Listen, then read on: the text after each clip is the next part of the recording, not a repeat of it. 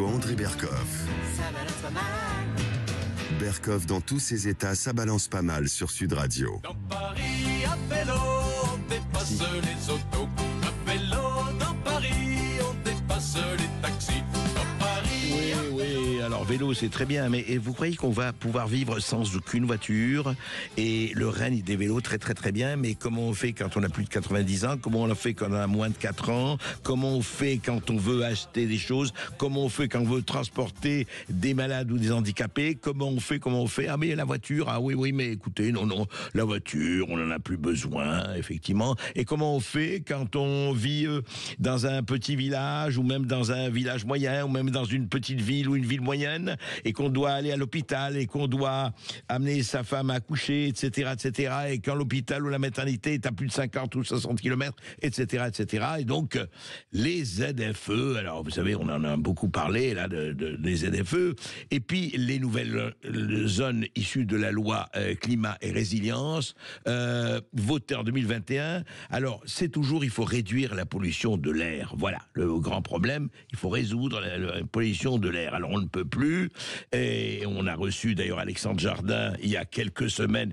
qui a pris la tête, lui et d'autres, et Daniel Guichard et d'autres, d'un grand mouvement, effectivement, car le ZFE concerne 43 métropoles, dont Paris, Lyon, Grenoble et Montpellier. Et qu'est-ce que ça veut dire? Alors, on va l'expliquer. Je crois que nous avons Pierre Chasseret. Bonjour Pierre Chasseret. Bonjour à tous. Bonjour Pierre. Bon, écoutez, on va pas vous présenter, hein, vous êtes à Sud Radio plus souvent qu'à votre tour et c'est très bien. Alors, cette histoire, d'abord, parlons de juste climat et résilience. Cette loi, c'est quoi exactement? Est-ce que vraiment, on en est à France, maillot jaune, je rappelle, du point de vue des effets de serre et du CO2, de la réduction, eh bien, ça ne suffit pas, il faut encore plus réduire la pollution de l'air, c'est ça? Alors, c'est facile. 2019, loi climat et résilience, les parlementaires font une erreur. Ils votent la création des zones à faibles émissions basées sur la mécanique de la vignette tritaire. Là, tout de suite, et les auditeurs de Sud Radio qui m'écoutent et qui m'écoutaient dans Ça roule tous les samedis le savent, on a tiré la sonnette d'alarme tout de suite en disant que c'était une bombe à retardement social. Ouais. Derrière, qu'est-ce qui se passe? L'échéance approche, 1er janvier 2025, et ça y est, ça tombe. Les ZFE sont mises en place et il faut revenir en arrière. Et là, on se retrouve avec Alexandre Jardin, avec qui je raccroche, hein, d'ailleurs justement juste avant. Ouais. Avec Alexandre, on va monter un peu cette convergence, un petit peu des luttes. J'aime pas trop l'expression, mais c'est un peu ça où on va faire en sorte que le mouvement d'Alexandre et 40 millions d'automobilistes puissent activer chacun de leur côté leur force pour mettre à max ces zones à faibles émissions, il y a unanimité à l'Assemblée nationale, par exemple. Si vous regardez tous les partis politiques, tous, sans aucune exception, sont d'accord pour dire les ZFE, il faut revenir dessus. Alors il y a un moratoire du côté des LR, il y a les LFI qui ont déposé quelque chose avec Monsieur Carrière de mémoire, un député que j'avais rencontré à l'époque. Il y a le Rassemblement national qui est là depuis le début avec une proposition d'Anne-Sophie Frigou en 2020, si je ne m'abuse, qui avait demandé la suppression des zones à faibles émissions. On est d'accord, mais pendant ce temps-là, on vote pas. On vote pas parce que il y a une petite guerre politique qui fait que certains ne veulent pas voter la proposition de loi des autres. Mais au final, les Français, pendant ce temps-là, eh bien, ils ne peuvent pas utiliser leur voiture. Et ce qu'on attend de ce débat, c'est que ça dépasse ce débat pour que l'Assemblée nationale puisse proposer autre chose. Finalement, l'Assemblée nationale, c'est quoi? C'est les représentants du peuple. Ce qu'on attend de l'Assemblée nationale, c'est juste le bon sens. Bien Chasseret, aujourd'hui, il y a un tiers des Français qui ne peut plus se déplacer dans certaines villes. Voilà, j'allais vous le dire. Alors, vous êtes président de 40 millions d'automobilistes et c'est très bien que vous et le mouvement, effectivement, d'Alexandre Jardin et autres, contre les aides à zones à faible d'émission, qui concernent 43 métropoles aujourd'hui, hein, Paris, Lyon, Grenoble, Montpellier, etc. Juste, je voudrais vous entendre, Pierre Chasseret, j'aimerais que vous réagissiez là-dessus. Il y a plusieurs maires de l'Hérault, Montpellier, l'agglomération de Montpellier, ils ont décidé, les maires, de suspendre jusqu'en 2027 toute contravention sur les véhicules les plus polluants entrant dans sa zone à faible émission. Le maire de Saint-Brest, pardon ?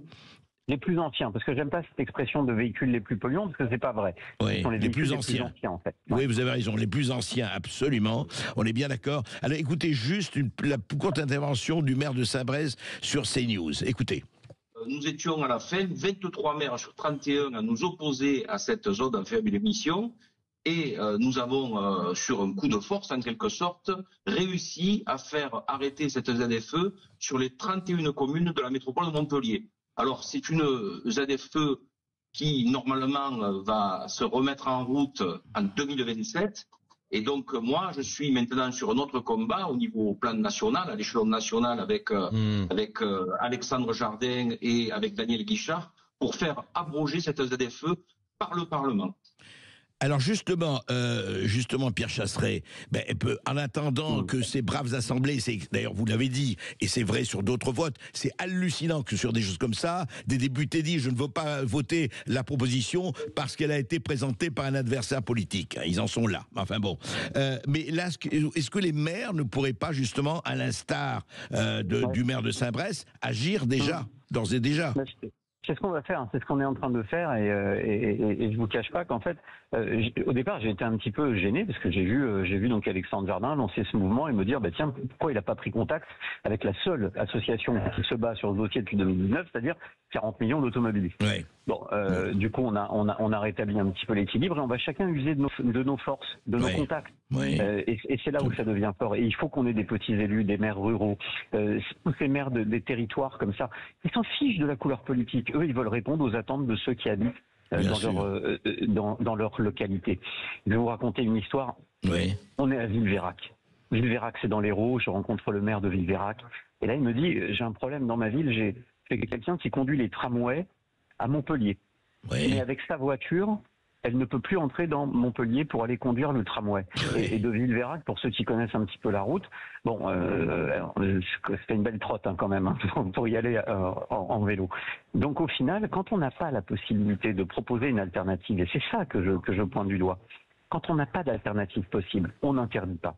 Je veux même aller plus loin, André. Je sais que tu es un fervent lecteur et assidu de presse et de débats politiques et que tu sens souvent les coups avant les autres.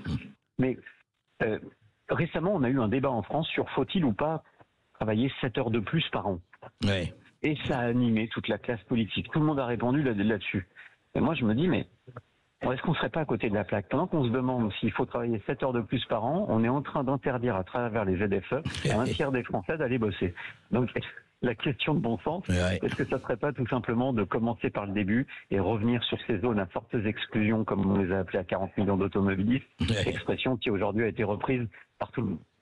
Et oui, et c'est vrai, et Pierre Chasseret, en fait, le problème, c'est encore une fois une question de bon sens, et aussi ce qu'a employé aussi Alexandre Jardin, mais c'est vrai, est-ce qu'il n'y a pas quand même sécession? Et est-ce qu'il n'y a pas des citoyens français à 3 vitesses? Ceux qui sont dans les villes, ceux qui peuvent entrer dans les villes parce qu'ils ont les véhicules à 20 000 euros souhaitables, et voilà, et puis les gueux et les autres qui viendront 10 fois par an. Il y a quand même quelque chose d'assez, pour moi, grave là-dessus. Ouais, enfin, il n'y a même pas 10 fois par an. Pour l'instant, il faut savoir que les dérogations ne sont pas les mêmes dans toutes les métropoles, que chacun fait un petit peu ce qu'il veut, la tambouille. À Rouen, c'est pas pareil qu'à Reims. À Grenoble, je vous en parle pas. À Lyon, c'est de la folie. Et quand vous êtes à Paris, bon, le petit jeu de mots est facile, mais à Paris, être automobiliste, c'est la peine capitale. Oui, c'est ce qu'ils veulent, hein. Ça on le sait.